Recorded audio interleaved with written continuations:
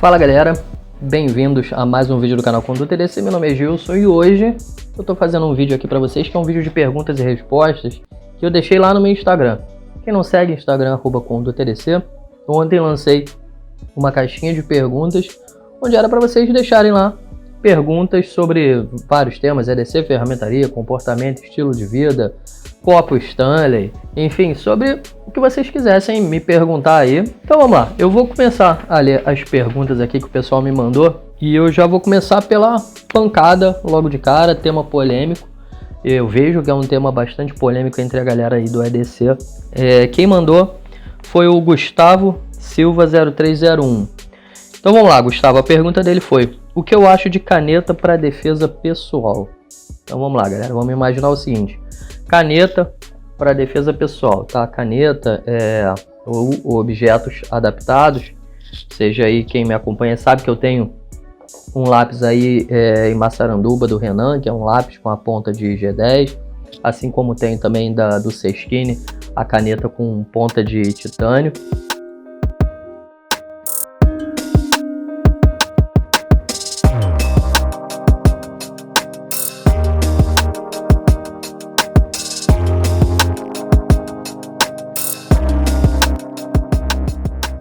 Para essa pergunta aqui, na verdade, o que eu vou fazer para ela vai ser não dar a resposta. Eu vou trazer aqui basicamente um questionamento, tá? Eu vou trazer um questionamento para vocês, que basicamente eu vou estar devolvendo essa pergunta para vocês e eu queria que vocês deixassem a resposta aí nos comentários, tá? Então me digam vocês, o que vocês acham de o uso de canetas, spikes, enfim, esse tipo de ferramentas. O que vocês acham desse tipo de material para defesa pessoal? Com toda a sinceridade de vocês. Eu deixo esse questionamento pelo seguinte, a gente pode aqui refletir um pouquinho sobre esse tipo de ferramenta para essa finalidade. Ela é uma ferramenta que, se não muito bem usada, você vai piorar a sua situação do que melhorar, né? Então você tem desde pontos muito específicos para serem acertados com ela, né? E desde situações também onde você possa ver que você está ali possibilitado de fazer o uso desse tipo de ferramenta, porque o principal nisso é não achar que você vai sair na rua e porque você está com um spike de titânio, você está com a sua vida resolvida, né, para defesa pessoal. Então, galera, vamos cair aqui na realidade, vamos largar um pouquinho o mundo da fantasia. Eu sei que a maior parte da galera que me acompanha aqui é mais velho, o público muito acima dos 30 anos, galera dos 40, 50 anos também, até 60 anos ou mais tem a galera acompanhando aqui o canal. Então eu sei que é uma galera já mais cascuda, mais bruta, mais vivida, e que até certo ponto tem até dificuldade de aceitar esse tipo de equipamento também como um equipamento para defesa pessoal. E aí eu até deixo para vocês o seguinte pensamento: serve para defesa pessoal ou não? Para você que é um cara já mais velho, que já vivenciou certas coisas na vida, no dia a dia, e que sabe que muito provavelmente o buraco é mais embaixo, né? Então eu deixo essa reflexão também para você. Eu gostaria que, se pudesse responder a galera mais velha, deixar aí nos comentários do que acha. Só que principalmente eu queria deixar aqui para a galera mais jovem a reflexão do seguinte: você já viu alguém usando esse tipo de artifício para defesa pessoal? Fora no filme John Wick aí, você já viu alguma situação real? Você se imagina numa situação dessa? Você tem treinamento para uma situação dessa? Você foca, você tem o objetivo de se safar de uma situação dessa utilizando esse tipo de ferramenta? Por que eu pergunto isso? Porque eu acho que o primeiro de tudo é que, se você busca isso, você tem que buscar também um treinamento específico. E o treinamento, ele leva anos, tá, galera? O treinamento ele é um processo de repetição infinito. Não adianta você achar que você vai treinar agora e que, se você parar de treinar, você vai depois conseguir resolver o problema, porque não é. Tem que estar tudo muito automatizado dentro da tua cabeça, dentro da nossa cabeça em geral, para várias outras coisas. Então, assim, se você não está disposto a isso, cara, investe na sua área de trabalho, no seu ramo de trabalho, foca aí, foca em ganhar dinheiro, foca em evoluir aí na sua vida financeira na sua vida pessoal, porque no final das contas isso é muito mais importante do que você estar preocupado com o motivo de que uma caneta serve ou não para defesa pessoal.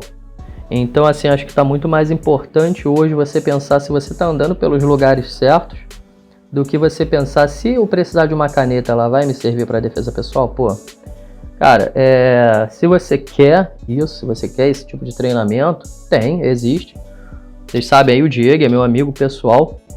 Diego do canal lá do Diego Collector é meu amigo pessoal. Ele tem um curso, inclusive, sobre isso. Quem tiver curiosidade, eu vou deixar o link na descrição. Mas não acredita que porque você vai fazer esse curso, você vai se tornar o AIS no negócio só porque fez o curso e terminou, tá pronto. Eu converso muito com várias pessoas de ambos os lados para ter opiniões diversas. E eu gosto de ser o cara que é o perguntador, questionador e nesse ponto não trazer resposta pronta. Porque eu tento buscar de cada um as suas posições e tentar mesclar isso tudo. E o Diego, por exemplo, ele é um cara que treina artes marciais desde os 8 anos. O Diego hoje deve estar com o quê? Com uns 60? Não, mentira. O Diego deve estar na casa dos 30 aí, 30 e pouco. Então, cara, olha isso, é uma jornada de vida de treinamento. Então, se você quer se especializar, seja nisso ou em qualquer outra área da sua vida, o treinamento, a repetição, os processos, eles são durante toda a sua jornada de vida.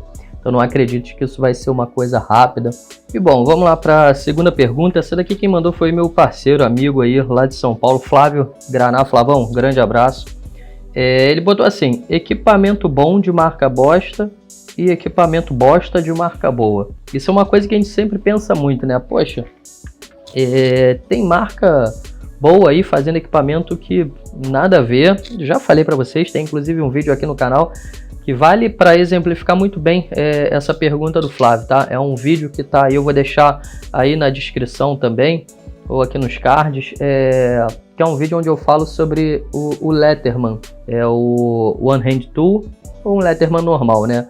Basicamente eu falo sobre o Letterman One Hand Tool, utilidade ou futilidade, tá? Então eu vou deixar esse vídeo aqui, porque esse vídeo vai responder bem a pergunta, mas eu vou ilustrar essa questão aqui que o Flávio deixou com uma resposta bem simples, porque já aconteceu comigo em mais de uma situação, só que eu vou usar para isso duas ferramentas elétricas em duas situações diferentes.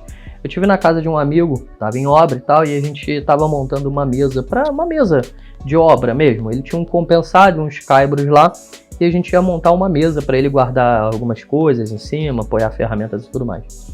E aí a gente estava fazendo direitinho, ia botar parafusado, tudo bonitinho, para ficar firme, embora para uma obra, mas para ficar bem direito.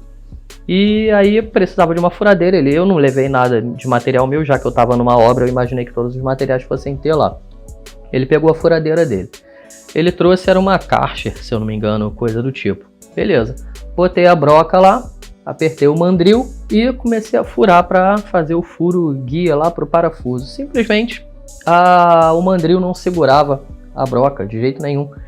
A madeira era mais dura do que o mandril aguentava apertar e segurar.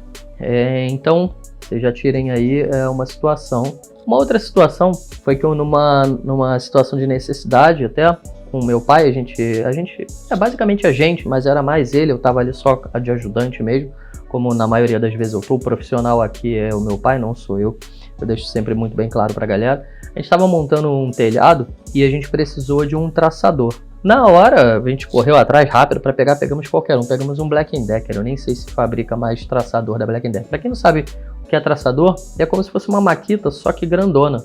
O disco dela é grande para fazer cortes grandes. Para telhado é o mais fácil de se usar porque corta madeira mais facilmente, né? O giro também é melhor do que o giro da Makita para corte de madeira. Ela tem um giro muito rápido, o traçador é menos acelerado. Esse traçador, vale salientar que ele foi um caso à parte. Ele já deve ter com a gente aí por volta de uns 10 anos de uso. E ele aguentou já montar por volta de 3 telhados. Que eram as situações onde a gente mais usava o traçador para madeira muito grossa, né? E só que vale salientar o seguinte. É uma marca bosta, entre aspas, bosta porque eu considero que ela faz muita ferramenta hobby, linha hobby, não ferramenta linha profissional. E nesse caso, a gente só precisava conseguir montar esse um telhado. Então a gente comprou ela, se ela queimasse ali no final daquele serviço, estava ótimo, porque na época custou R$150. Ela terminou de fazer aquele e fez mais outros 3. Então ela vale aqui para 2 exemplos. Ela é uma marca teoricamente bosta para ferramenta profissional, porque a gente vê muito ela na linha hobby, sendo que ela resistiu, cara, até agora. Então a gente vê nesse primeiro ponto que existe marca bosta fazendo coisa boa. Porém, ela serve para o outro lado pelo seguinte: ele é um traçador completamente desalinhado. Para cortes brutos, ótimo, você não precisa de muito alinhamento. Mas se você precisar fazer um corte numa régua que você precise levar por pelo menos 1 metro, meio metro que seja, esquece, ele não vai cortar alinhado. Pelo menos não a minha, não corta. Tá? Então é uma falha de qualidade, que pode ser que em umas ela funcione bem, mas em outras ela não funciona. Então tá aí, Flávio. Equipamento marca bosta, equipamento bom marca bosta, e equipamento de marca bosta bom, né? Enfim. Existem casos, pode acontecer, mas eles são raros. O que eu quero trazer aqui com essas 2 histórias aí que aconteceram é o seguinte: você precisar de uma ferramenta de marca bosta, geralmente ela vai ser uma bosta, ela vai executar os serviços dela mal e porcamente, muito mal feitos, tá? Isso vale para as lâminas também, isso vale para qualquer tipo de ferramenta. E geralmente uma marca boa, ela vai fazer uma ferramenta boa, mas também existem as exceções, como eu citei aí, o Letterman é só uma das exceções, que tem uma ferramenta que para mim é mais um enfeite cheio de vai e vem, cheio de frescura do que outra coisa. Então vale salientar que existem as 2 coisas sim. Mas num geral, não tentem se enganar, galera, não tenta se enganar. O barato geralmente sai caro. Se você quer qualidade, dificilmente você vai encontrar qualidade em coisa muito barata. E você sempre vai ter aquela questão do limite. Ela vai me servir, mas eu não posso ir além disso aqui. Não posso ultrapassar esse limite. Isso é chato. Às vezes isso é chato. Você ter uma ferramenta onde você nunca pode ultrapassar. E é muito chato quando você precisa e tá numa situação em que a tua ferramenta não te atende. Você perde teu dia, perde tempo. E tempo, galera, tempo é dinheiro. Coloque isso na cabeça de vocês. Material bom tem que ser de marca boa, qualidade boa. Isso geralmente não é barato. Tá? Tem uma lógica dentro disso tudo, obviamente. Qualidade, ela demanda maior tecnologia, materiais melhores empregados, enfim, uma infinidade de coisas. Próxima pergunta aqui, galera, quem mandou foi um amigo lá do Preparação e Sobrevivência. Ele botou aqui, lanterna é mais útil que canivete. Essa é outra polêmica e eu deixo essa também para os comentários de vocês. Me digam aí.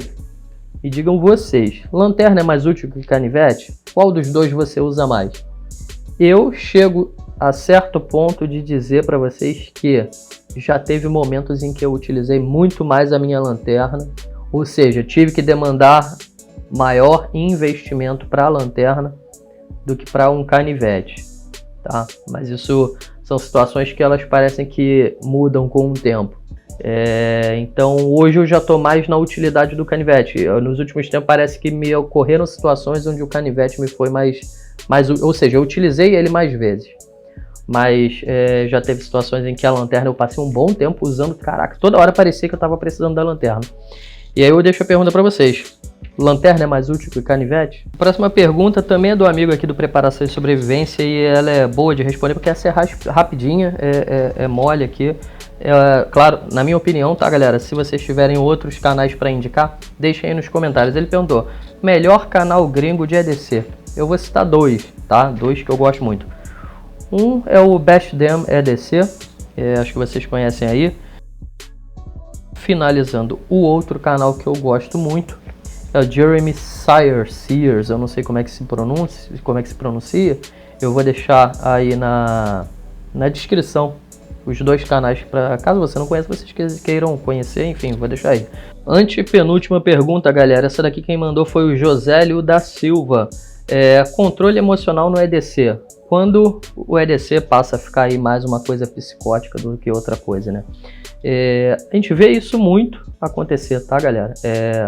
O cara que hoje tá no EDC, no sobrevivencialismo, quando ele se empolga muito, ele acaba perdendo um pouquinho a linha, porque eu vejo que muita gente quer tipo, se passar pelo cara que é o Homem Cinza, né? O Grey Man, o cara que passa disfarçado aí na rua e ele é o cara, o picão das galáxias, né? Só que ele se esquece do seguinte, ele tá tão empolgado que ele sai na rua igual um projeto de militar, né? Os caras andam com mochilas abarrotadas, extremamente grandes. Os caras andam de preto num sol de 40 graus, andam de bota, coturno, né? Na rua, no Rio de Janeiro, se bobear no calçadão ali na praia, em Copacabana. E os caras andam de pulseira de paracorde, pulseira de sobrevivência, relógio, coisas 1000 no bolso, fazendo um extremo volume. Chega a ser uma coisa espalhafatosa, sabe? Então, se você se identifica, se por acaso você parar para pensar e estiver se identificando nisso, cara, toma isso como um alerta. Não seja esse cara, né? Tenta ser o cara mais simples possível, onde você vai passar despercebido na maioria da galera, e não tenta fazer do EDC e do sobrevivencialismo uma coisa psicótica, porque isso não é legal para nada. Tá? O EDC ele é um estilo de vida, assim como o sobrevivencialismo também é. Só que quando você chega num ponto onde você tá tão doido com aquilo, pode chegar até um momento onde vai ser difícil de você discernir a realidade, né, do que é a fantasia, entendeu? E aí isso é um pouco complicado, porque isso pode trazer diversas coisas aí dentro da cultura que não são legais, que fica caricato, que você acaba fazendo com que toda essa cultura seja uma cultura caricata. E não é isso que a gente quer, né? A gente quer que seja uma coisa levada a sério, só que uma coisa de maneira simples, leve, uma coisa do dia a dia mesmo. Que você faça isso por fazer, como você acorda de manhã e toma uma água, toma um café. Você acorda de manhã e você é só mais um cara no EDC, só mais um cara no sobrevivencialismo. E mais nada, isso não vai afetar em nada a sua vida, além da sua preparação pessoal. A penúltima pergunta, quem mandou aqui foi o Marcos Feiler, grande abraço aí pro Marcos, situação do dia a dia que o EDC me ajudou, né? Ele me acompanha lá no Instagram, então provavelmente ele viu a situação que ele até citou aqui, como no caso da fechadura do portão. Galera, é difícil citar uma situação assim no dia a dia em que o EDC me ajudou, porque, como eu disse na resposta da pergunta anterior, quando isso se torna uma coisa natural no seu dia a dia, as coisas acontecem e você faz sem levar em consideração de que eu fiz porque era meu EDC, entende? Então, assim, muita coisa acontece e passa batido. Eu nem percebi que eu usei alguma coisa, que eu peguei um alicate que tinha na mala do meu carro. É o meu equipamento, é o meu EDC. Eu ando com as minhas ferramentas na mala do carro caso eu precise. Eu ando com um kit de primeiros socorros, um pequeno kit para machucado. Já aconteceu de amigo precisar, bateu com a cabeça na quina da tela de uma televisão que estava na porta da entrada do escritório. Ele bateu com a cabeça, fez um buraco ali, fui lá, peguei o negócio para limpar, um esparadrapo, um band-aid, colocou. Já teve situação de dar topada com o dedão, machucar, cortar o dedo. Situação de uso um pouquinho mais pesado de ferramenta, que foi essa da fechadura do portão. Uma que eu fiz como se fosse um embuchamento com enforca-gato para parafuso, estava sem porca, que serviria na hora para determinada situação. Enfim, é um conjunto de coisas que acaba acontecendo, que ela se torna tão normal no dia a dia, tão corriqueira, que a gente não necessariamente está percebendo tudo aquilo que está acontecendo de tão natural que está sendo. Então é por isso que eu falo que o EDC, a cultura do EDC, ela se torna um estilo de vida seu, que você passa a fazer sem nem se dar conta que está fazendo, de tão natural que é. Mas esse natural não é natural só para você, ele é natural para todo mundo. As pessoas também não ficam reparando necessariamente, sabe? Você não é o cara que todo mundo vê, que você tá ali espalhafatosamente cheio de coisas. Não. Você tem nos locais tudo guardado, tudo certinho, tudo organizado, que se você precisar tá ali, sem chamar atenção, sem fazer estardalhaço, porque essa é a grande ideia, pelo menos eu imagino que é para isso que serve o nosso EDC, tá? E vamos aqui para a última pergunta. Essa daqui quem mandou foi o amigo do perfil Honra EDC. Dificuldade das marcas em fazer produtos de qualidade com um bom custo-benefício. Cara, a gente tem que entender o seguinte: aqui no Brasil hoje tem pouquíssimas marcas se prestando a fazer alguma coisa, tá? E as que estão fazendo a maioria do material não é produzido aqui no Brasil, tá? É produzido tudo fora. Seja material que é derivado de commodities que a gente tem aqui, o aço, né? Ou seja, toda a parte de minério. A gente tem coisas derivadas do petróleo também.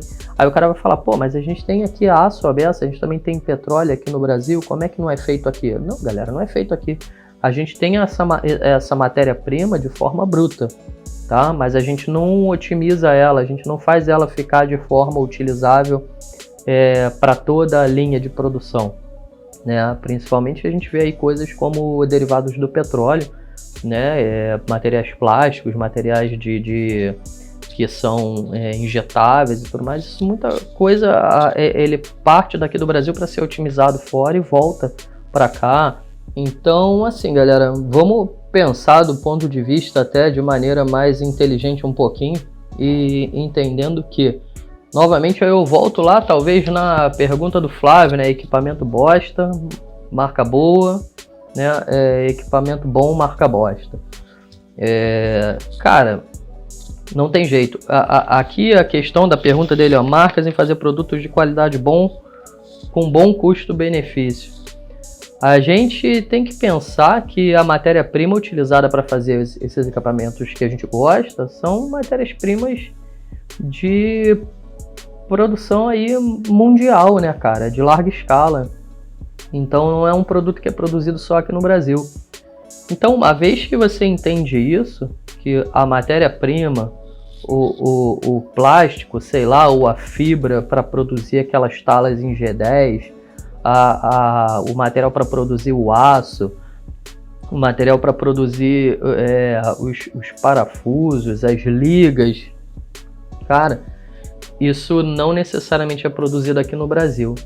Porém, mesmo se fosse, são matérias-primas que elas são cotadas em nível mundial. Então, em qual matéria-prima essas matérias-primas, em qual moeda essas matérias-primas são cotadas? Qual é a moeda mundial? Já que toda essa matéria-prima é de nível mundial, de produção mundial, ela precisa de uma moeda mundial para seguir a cotação. Qual é a moeda mundial que a gente tem? É o dólar, não é? Em qual patamar que está o dólar? Hoje, eu estou gravando esse vídeo, ele está batendo em torno de 5,50. Então você pega que para cada $1, o cara compra 5,50 do nosso real, que não vale nada, entende? Que vale cada vez menos. Isso é até um ponto para vocês atentarem aí. Será que vocês estão fazendo a reserva de vocês? Será que vocês estão trabalhando mais para ter mais, de maneira a ter uma reserva em caso precise de uma emergência? Então, o grande ponto não é que não se produz com bom custo-benefício. É que toda essa matéria-prima de nível mundial, cotada numa moeda mundial que não a nossa, faz isso ficar caro, mas faz isso ficar caro para quem? Pra gente. Porque vai ver isso lá fora quanto custa. Eu tive lá fora em 2019, quando eu tive lá, produtos que aqui a gente encontra sendo vendido a R$1.000, lá eu não pagava nem $100. Aí eu zoei a galera esses dias do copo Stanley, né? Eu tenho um aqui, na verdade, da minha esposa. A gente fica zoando da galera que leva pro bar, né? A galera vai sair de mão dada com a namorada num lado e com o copo da Stanley na outra mão. Mas enfim, quem comprou foi o cara, né? Então também ele usa da maneira que ele quiser, o problema é dele. Mas a gente tava zoando esses dias, um copo da Stanley, cara, lá fora, não deve estar batendo hoje $10, né? Então o custo-benefício ele é bom, ele não é bom pra gente, a nossa moeda não tá ajudando. E aí entra outro ponto, carga tributária que a gente tem, que é muito alta. E também não adianta se enganar, tá, galera? Não vamos ser bobos. O brasileiro tem o mau costume de querer as margens de lucro extremamente altas, tá? Mas falando de produtos industrializados, o que pega é realmente a linha de produtos e a moeda pelas quais esses produtos são vendidos. A gente cita aí como exemplo, posso dar para vocês o canivete da Wolf, né, o 9211, que ele é barato para a nossa realidade, mas ele com certeza poderia ser mais barato ainda. né? Lá na loja da Wolf. Eu vou deixar também o link aí para vocês conhecerem a loja da Wolf. Também é um dos patrocinadores, também tem cupom de desconto, Conduta EDC. Mas vale salientar aqui, por que ele ainda não é mais barato ainda? Porque não dá. Porque os impostos impedem, a carga tributária, né? o valor da moeda, tudo isso impede. Então, mesmo sendo uma marca que está fora dessas que quer ter lucros absurdos, né? Que eles estão ali dentro do patamar dos poucos que se conformam em ter lucros tradicionais, né? Mas ainda assim, a gente sabe que dava, embora barato, dava para ser mais barato. E aí os caras falam, mas e o produto, o cara vende, por exemplo, o canivete aqui da Civive, o cara vende na faixa de R$700, 600 e pouco, dependendo da forma de pagamento, se usar o cupom de desconto e tudo mais. Cara, isso daqui não é feito no Brasil, né? A tecnologia empregada aqui não foi desenvolvida no Brasil, o maquinário não está aqui no Brasil. Infelizmente é assim. E eu digo para vocês que isso daqui não tem nem margem alta de lucro, tá? Então, infelizmente é assim. Não se trata só de pensar, vamos pensar com a cabeça um pouquinho maior, um pouquinho mais abrangente, que não é questão de não fazer com bom custo-benefício. A questão não é só essa não, tá? Vai muito mais além e muitas vezes o mercado obriga a ser desse jeito, tá? Mas não estou tirando aqui a culpa de que alguns gostam de lucrar muito e deixam de praticar preços justos, tá? Isso também é uma realidade. Então, galera, tá aí. Tá finalizado esse vídeo aí de perguntas e respostas. Espero que vocês tenham curtido. Não é sempre que eu trago esse tipo de vídeo, mas já trouxe algumas vezes. Pretendo fazer isso mais vezes, caso vocês gostem. E todos os links de tudo que eu citei vai ficar aí na descrição. Deem uma olhada na caixa de descrição, mesmo porque tem diversos cupons de desconto em lojas parceiras aí. Então, para vocês não ficarem reclamando que estão pagando caro em tudo, é só olhar a descrição também, não adianta ter preguiça, tá? Então, é isso. Quem chegou até aqui, curtiu, larga aquele like maroto. Quem não for inscrito no canal, se inscreve. Ativa o sininho para receber notificação de novos vídeos. É isso, grande abraço e vamos que vamos.